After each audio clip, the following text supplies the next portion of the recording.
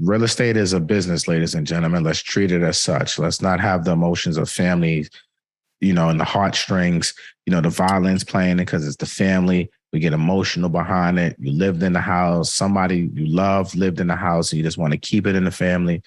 Look, at the end of the day, if there ain't a plan of succession in place already, like, again, this is a business. There has to be a succession plan in place for businesses, and it also has to be there for real estate. And if that is not the case, and if they're not coming at you with a number, I would recommend you continue your real estate journey on your own and continue to do what you have to do to build your wealth for you and your immediate family, right? And if something falls on your lap and you're able to get it and the deal makes both sense, then you move forward. But right now, don't stop your journey to have frivolous conversations with family members of stuff that might never happen. We have no time for that in 2023. This is the time this is the Jordan year. And the first quarter is over. We going into the second quarter. That means it's about to be halftime. We got to get going. We ain't got time for this. Where are the deals that we can close on right now? Say less. I'm on it. Good luck. All right. Up next, we have D. Go ahead and unmute yourself. Family and money don't mix. Type it in chat. Family and money don't mix. Type it in chat. D, what's up, Queen? Good. How are you this evening?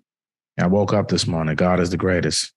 Amen. Say that again. So, question for you. Similar to the advice that you was just giving the young lady about not the family, but the one prior.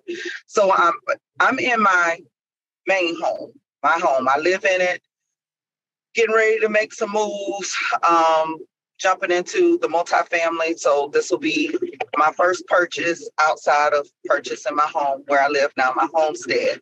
House is probably worth about 3.25. I owe about 100, maybe 125 on it. It's a USDA loan. So I've never refinanced. I haven't done anything with it. Credit is so.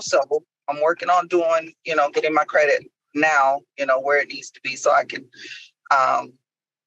get what I want to get.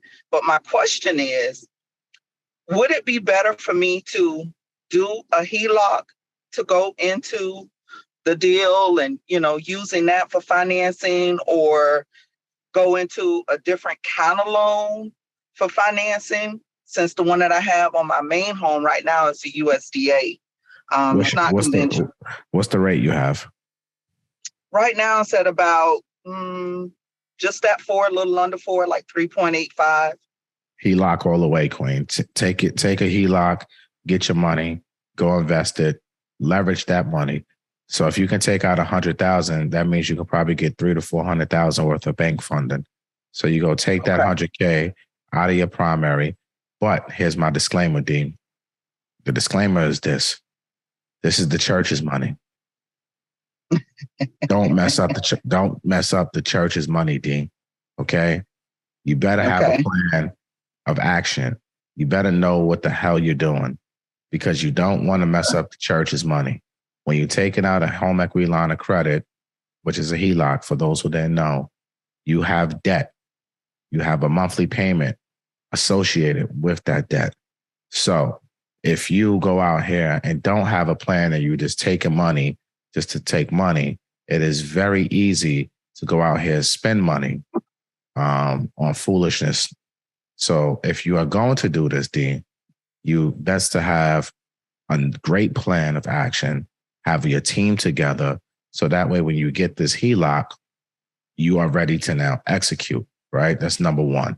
Number two, and this is what everybody needs to pay attention to, we are in a little bit of a mini banking crisis right now, right? Right.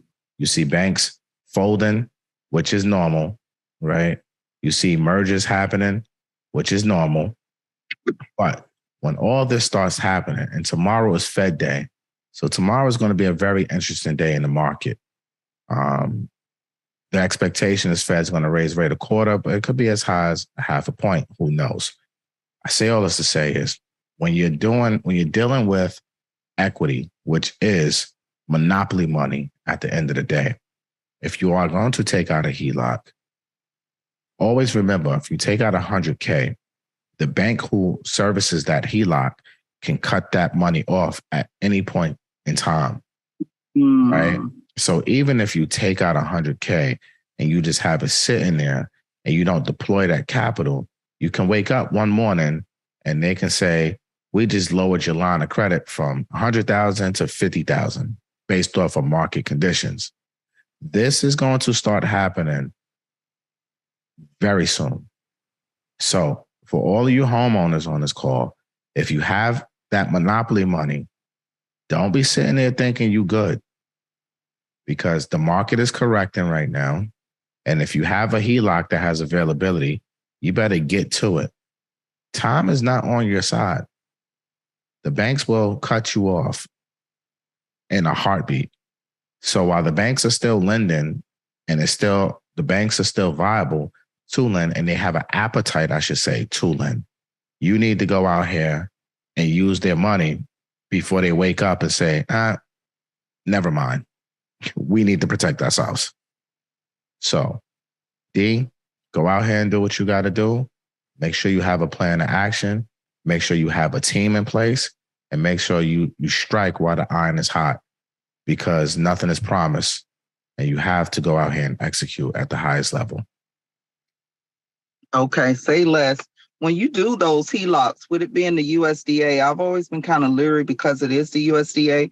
I've satisfied the requirements and all that good stuff with the down payment, and I've been in the house for long enough. But the problem is with that USDA, there's usually a lot more restrictions around that. Well, you should be okay, because you're getting a HELOC is a second position behind the home equity line, behind the USDA. Okay.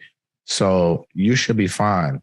It's all on the credit union or the regional bank that you're going to go to and see what their guidelines are in terms of you having or living in a designated rural area, and how much they are really willing to lend. So I think you have enough equity to where you can probably get yourself $100K. But again, you don't have time. See, these questions, it's a good question, right? But these are questions you need to be speaking to the banker about. You know what I'm saying?